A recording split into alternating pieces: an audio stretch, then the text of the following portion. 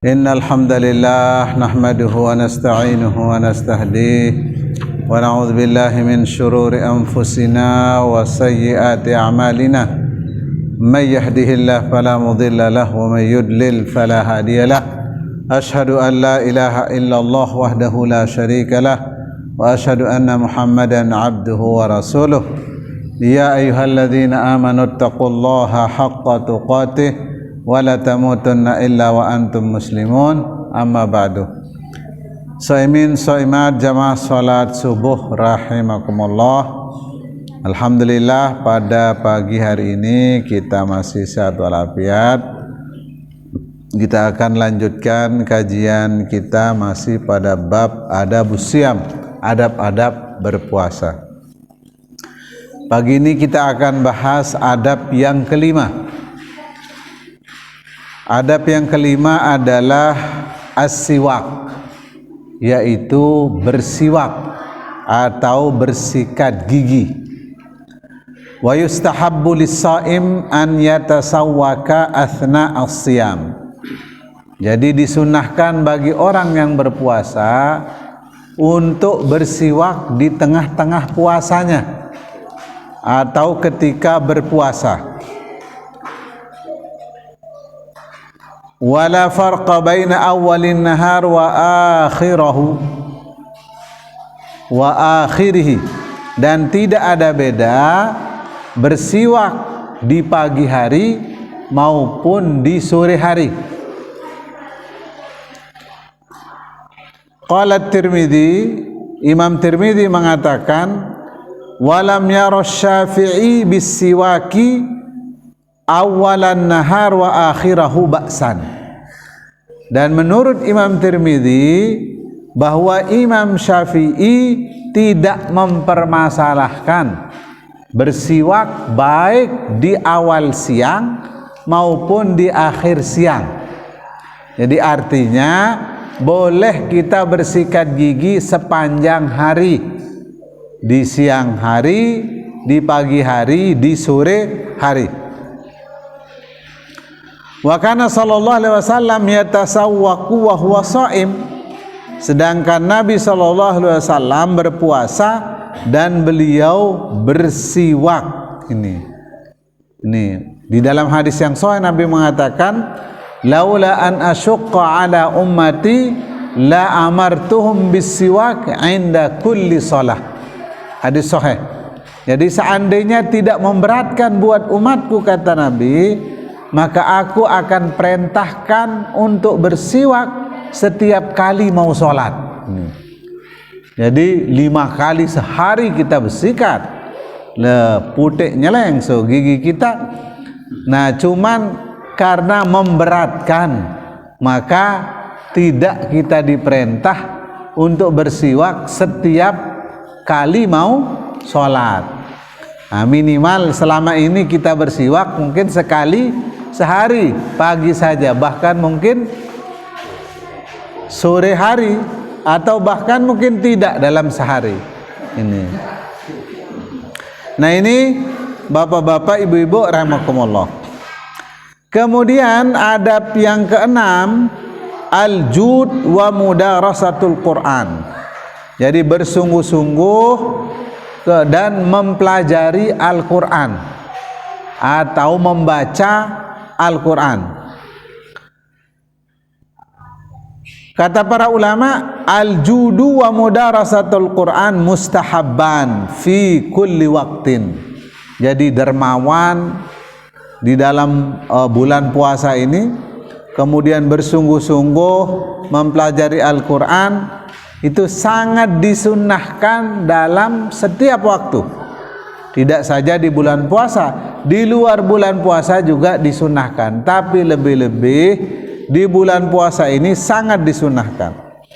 Illa annahuma akad fi Ramadan itu. Tapi di bulan suci Ramadan itu sangat dianjurkan.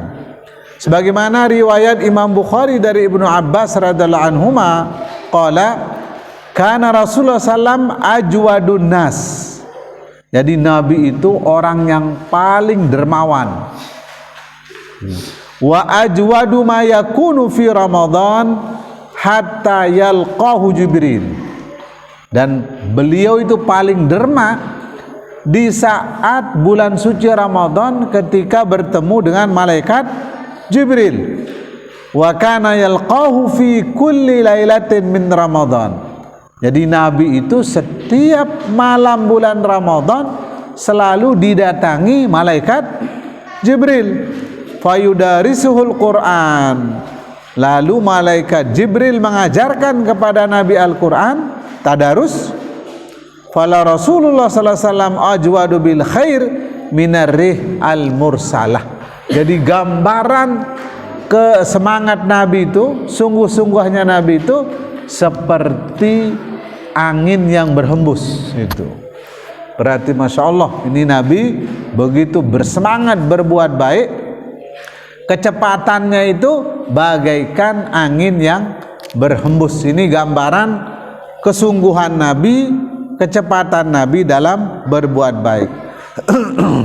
Kemudian yang terakhir, Bapak-bapak, Ibu-ibu rahimakumullah, al-ijtihad fil ibadah fil ashril awakhir min Ramadan, yaitu bersungguh-sungguh beribadah pada 10 hari terakhir bulan suci Ramadan. Nah, ini harus menjadi pemahaman kita, Bapak Ibu-ibu. Di 10 terakhir ini bukan meredup semangat kita berpuasa, bukan meredup semangat kita bertilawah, bukan meredup semangat kita bersedekah. Di awal puasa itu semangat kita berpuasa 100 watt, semangat kita tadarus sholat tarawih itu 100 watt. Tapi begitu malam 10 terakhir itu sisa 5 watt. Masyarakat kita ini tidak begitu semangat, sudah jarang mereka ada di masjid, lebih banyak di pusat-pusat pertokoan, perbelanjaan, itu sibuk dengan Idul Fitri. Sementara kalau bahasa Lomboknya itu balen teluknya ditinggalkan. Ini 10 hari terakhir ini balen teluknya. Seharusnya disitulah kita bersemangat untuk beribadah. Makanya bapak-bapak, ibu-ibu yang berniat beli baju lebaran mulai dari sekarang ini, supaya tidak mengganggu yang berniat. Nih, alhamdulillah saya sudah beli 2 ini sebelum lebaran, itu sudah beli 2, saya motong. Nah ini, jadi supaya nanti kita tidak repot. Atau kalau sekarang pesan supaya tidak pergi ke toko, mengganggu tilawah kita, mengganggu kebaikan kita di bulan Ramadan. Ini sekarang beli, berangkat nanti ke Pancor atau ke Mataram. Nih, kemudian cepat kembali dan persiapan untuk 10 hari terakhir itu. Ini harus ada pada kita masing-masing. Jadi tidak boleh kita terlalu bersemangat Idul Fitri sementara ini 10 terakhir kita ketinggalan. Makanya kata Nabi, fihi lailatun khairun min alfi syahrin. Hadis sahih. Jadi di 10 terakhir itu ada 1 malam yang pahalanya seperti 1000 bulan atau 83 tahun. Faman hurima khairuha faqad hurim. Kata Nabi, barang siapa yang tidak mendapatkan kebaikannya malam Qadar itu, maka sesungguhnya dia tidak mendapatkan apa-apa. Makanya bapak-bapak, di masjid kita ini besok 10 hari terakhir itu akan ada iktikaf. Ini untuk kita buru Lailatul Qadar. Ini kalau bahasanya itu memburu itu karena semangatnya untuk mendapatkan Lailatul Qadar itu. Nah, jadi Nabi SAW di dalam riwayat Imam Bukhari Muslim dari Aisyah radhiyallahu anha, bahwa Nabi SAW kana idza dakhala al-ashral awakhira ahyal laila itu. Jadi Nabi kalau sudah masuk 10 hari terakhir, 10 malam terakhir, itu beliau hidupkan malam-malamnya. Tidurnya jarang, hidupkan dengan ibadah, tilawah, qiyamul lail, Jadi jangan kita cukup dengan taraweh Bapak-bapak. Taraweh paling 3 ayat ruku, 4 ayat ruku. Jadi kalau kita qiyamul lail ini bisa sambil tilawah supaya panjangan, mungkin setengah muka atau 1 lembar, kemudian baru kita ruku. Nih, kita dapat lebih banyak pahalanya karena kita sendiri. Tapi kalau kita berjamaah, nah, kemudian kita panjang, nah ini jamaah kita macam-macam kebutuhannya, jamaah kita macam-macam kekuatannya, sehingga kalau terlalu panjang kadang ada 1-2 yang berdehem. Nah ini isyarat supaya dipercepat. Karena pernah saya pada satu waktu sholat di sebuah masjid itu pada hari Jumat, imam ini panjang sekali khutbahnya, ndak bisa duduk. Apa dia ndak bisa nutuang atau gimana? Karena sambil membaca, jadi dibaca semua isi khutbah yang ada di buku itu, dia selesaikan sampai ribut jamaah ini, berdehem karena dia masih terus. Ada anak bajang di belakang, dia mengatakan apa? Turunkan, katanya gitu, sampai begitu. Nah artinya Bapak-bapak rahimakumullah, di dalam hadis yang sahih Nabi mengatakan tulu salatir rajuli wa qisari khutbatihi ma'innatun min fiqhihi. Jadi di antara kecerdasan seseorang, kata Nabi, kalau berkhutbah dia pendekkan, kalau sholat dia panjangkan. Ini berarti kalau ngaji khutbah itu dipendekkan, dan kalau sholat dipanjangkan. Ini di antara tanda-tanda kecerdasan seseorang. Nah cuma kita terbalik, sholatnya yang kita pendekkan, itu ceramahnya yang kita panjangkan.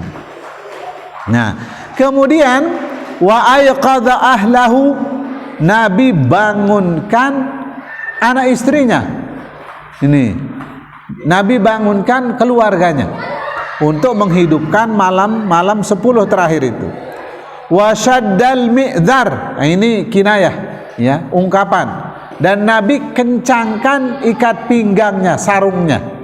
Itu maksudnya bahwa Nabi sangat siap untuk menghadapi 10 malam terakhir itu. Nah kita ini malam pagi ketiga ya puasa kita, dan nanti pada 16 hari lagi kita sudah bersemangat bersiap-siap untuk menghidupkan malam-malamnya. Nah kemudian dalam riwayat Imam Muslim, Nabi mengatakan kana yajtahidu, Aisyah mengatakan kana yajtahidu fil ashril awakhir ma la yajtahidu fi ghairih. Jadi Nabi itu bersungguh-sungguh di malam 10 terakhir itu yang tidak pernah beliau lakukan di malam-malam lain itu. Jadi di 10 malam terakhir ini benar-benar habis itu tenaganya, dihabiskan tenaga maksimalnya untuk menjaga beribadah di 10 malam terakhir itu. Kemudian diriwayatkan oleh Imam Tirmidzi dan disahihkan dari Ali radhiyallahu anhu qala, beliau sahihkan hadis ini oleh Imam Tirmidzi, karena Rasulullah SAW adalah Nabi SAW yuqidhu ahlahu fil ashril awakhir, beliau bangunkan keluarganya, anak istrinya, wa yarfa'ul mi'dzar, dan diangkat selimutnya, maksudnya dibuang selimutnya itu sebagai ungkapan kesiapan Nabi untuk menghabiskan malam-malam 10 terakhir dengan ibadah. Ini bapak-bapak, ibu-ibu, mari ya, kalau di Saudi dari malam pertama sampai malam terakhir hidup malamnya. Jadi saya kebetulan dapat puasa di Saudi itu, kita oleh ada seorang syekh yang sering kesini, namanya Syekh Abdullah Turki. Itu beliau jarak 1 malam kita diajak keluar. Diajak sholat di masjid-masjid di Saudi, termasuk ke Taif, ke Masjid Ibnu Abbas. Kita diajak ke sana. Kita pulang dari Taif sampai Mekah itu sudah sahur. Kita sepanjang jalan, kita ajak begitu jam 10 udah pada tidur semobil ini. Dia sendiri nyetir. Dia bilang apa? Indonesia, kata begitu. Karena dia tidak tidur. Bahkan begitu saya sampai waktu sahur, anak-anak ini yang masih anaknya umur 2 tahun tidak tidur. Itu kalau di bulan puasa. Main-main sepeda anak-anak di waktu sahur itu, masih main sepeda di luar. Nah ini artinya apa? Malam-malam Ramadan itu hidup. Ini kalau kita aja malam tidak hidup, siang juga tidak hidup. Nah ini siang juga sepi, saya keluar jam 2 sepi. Ini malam sudah lewat jam 10 sepi juga. Nah ini jadi kecuali orang-orang yang tilawah di masjid-masjid ini, karena dibatasi ya tilawahnya sampai jam 11 ini, jam 11 malam. Nah ini mungkin bapak-bapak ibu-ibu, ini nasihat buat saya. Mudah-mudahan 10 malam terakhir itu nanti kita bisa hidupkan dengan sebaik-baiknya untuk mendapatkan malam qadar yang pahalanya lebih baik daripada 1000 bulan. Demikian kajian kita pada kesempatan pagi hari ini. Mungkin ada yang bertanya sebelum kita tutup, silakan Pak Ikon. Dulu kan identik dengan puasa minggu dan kayu. Ya. Sekarang karena berdasarkan hadis itu tidak dibatasi waktunya, kan kita pakai botol. Iya. Iya. Apakah itu tidak menjadi masalah mengganggu rasa gitu? Iya. Jadi bapak-bapak ibu-ibu, dulu kita menggunakan kayu namanya kayu siwak, dan itu masih bagus. Kalau di tempat saya bata kita pakai, pupur bata itu dulu. Karena tidak ada odol, itu kita pakai. Kemudian kambut kita pakai. Untung tidak seribek kita punya bibir sama kambut ini. Tapi karena itu yang ada. Jadi kambut, kemudian bata. Coba lihat di jeding-jeding kita dulu, pasti lekok bata ini, karena itu kita pakai sikat. Nah, kemudian bagaimana sekarang karena menggunakan odol? Apakah rasa itu tidak membatalkan puasa?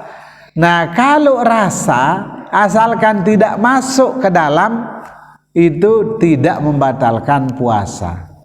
Bahkan ibu-ibu yang mau tahu rasa garam makanannya boleh mencicipi di ujung lidah. Ini boleh mencicipi, karena kan rasa itu ada di lidah. Dicicipi di ujung lidah, ada rasa garamnya, rasa santannya. Setelah itu dilepeh. Apa dilepeh bahasa Indonesianya? Ya, diludahin kembali, dibuang. Ini jangan dimasukkan lah, batal ini. Kalau dia masuk harus dilepeh gitu, supaya hanya sekedar mencicipi, mengetahui rasa garamnya. Nah, kalau dia sampai di tenggorokan harus dikeluarkan. Kalau ditelan batal puasa kita. Nah ini nanti insya Allah kita akan bahas tentang hal-hal yang membatalkan puasa apa saja. Apakah misalnya kita sedang kemok uang, kemudian masuk ke dalam, apakah ini membatalkan puasa atau enggak? Uang ini bukan makanan. Apakah batal puasa kita atau tidak? Nah, insya Allah besok kita akan bahas di bab hal-hal yang membatalkan puasa. Tapi sebelum itu kita akan bahas tentang mubahatus syam, hal-hal yang boleh dilakukan selama berpuasa. Ya. Waktunya belum. Ya. Batas waktunya boleh bersiwak. Nah, batas waktunya sebagaimana riwayat Imam Tirmidzi bahwa Imam Syafi'i itu tidak mempermasalahkan baik pagi, siang, sore, itu tidak ada masalah. Memang ada hadis mengatakan la halufu famis shaim atyabu indallah min rihil miski. Ini hadis sahih. Bahwa bau mulut orang berpuasa itu kelak di hari akhirat dia lebih wangi daripada bau kasturi. Nah, apakah dia hilang dengan bersikat? Tidak hilang, karena bau mulut itu berasal dari dalam, bukan dari mulut. Begitu. Ya, demikian. Subhanakallahumma wa bihamdika asyhadu an la ilaha illa anta astaghfiruka wa atubu ilaik. Wassalamualaikum warahmatullahi wabarakatuh.